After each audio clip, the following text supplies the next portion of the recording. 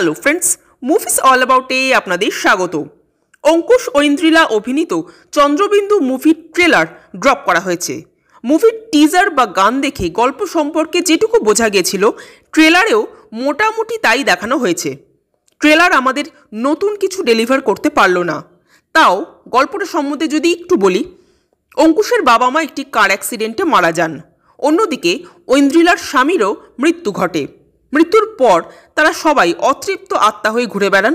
আকস্মিক মৃত্যুর ফলে আকস্মিক নিজেদের পরিবারের থেকে আলাদা হয়ে যাওয়ার ফলে নিজেদের মৃত্যুটা তারা মেনেই নিতে পারেন না।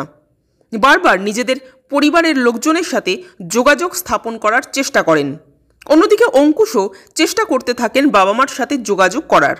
তো শেষ পর্যন্ত কি তারা সবাই একে অপরের সাথে যোগাযোগ করতে পারবে? অঙ্কুশ ঐন্দ্রিলার সম্পর্কটাই বা কীভাবে শুরু হয়, সেটা জানতে আমাদের মুভিটা দেখতে হবে। ট্রেলারটা সত্যি বলতে কি আমার ভালো লাগলো না। ভীষণই ম্যারম্যার একটা ট্রেলার। এই ট্রেলারে কোনো কিছুই ঠিকমতো অনুভূত হচ্ছেই না। না ইমোশন ঠিকমতো ওয়ার্ক করছে, না কোনো রকম ভয়ের পরিবেশ সৃষ্টি হচ্ছে। ঠিকমতো কিছু বোঝাই যাচ্ছে না, মানে ভীষণ ফ্ল্যাট লাগলো ট্রেলারটা। এই মৃত্যুর পর নিজের ফ্যামিলির সাথে যোগাযোগ করা বা ফ্যামিলির মধ্যে কেউ হয়তো নিজের মৃত আত্মীয়কে দেখতে পাচ্ছে, তার সাথে কথা বলতে পারছে, এই ধরনের কনসেপ্ট কিন্তু খারাপ না। মানে আগে বহুবার এই ধরনের কনসেপ্ট নিয়ে মুভি তৈরি হলেও আমি বলবো কনসেপ্টটা কিন্তু ইন্টারেস্টিং, কিন্তু সেটাকে এক্সিকিউট তো করতে হবে ঠিক মতো।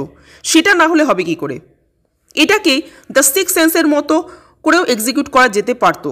দ্য সিক্স সেন্স কিন্তু একটা ড্রামা ওরিয়েন্টেড সিরিয়াস হরার মুভি ছিল, বাট এই ট্রেলারটা ভীষণ ফ্ল্যাট লাগলো। সবচেয়ে যেটা মেন প্রবলেম এই ট্রেলারটার মধ্যে মনে হলো, সেটা হলো এই মুভিতে মেকআপ। মানে মেকআপ এতটাই জঘন্য হয়েছে যে কিছু জাস্ট বলার না। যাই হোক, ট্রেলারটা আমার একেবারেই ভালো লাগেনি। অঙ্কুশের অভিনয় ভালো লাগছে, ঐন্দ্রিলাকেও দেখতে ভালো লাগছে। এছাড়া ট্রেলারটার মধ্যে ভালো লাগার মতো কিছুই নেই। আপনাদের কেমন লেগেছে কমেন্ট করে জানাবেন। আর আমাদের ভিডিও ভালো লেগে থাকলে প্লিজ লাইক, শেয়ার ও সাবস্ক্রাইব করতে ভুলবেন না। Thank you.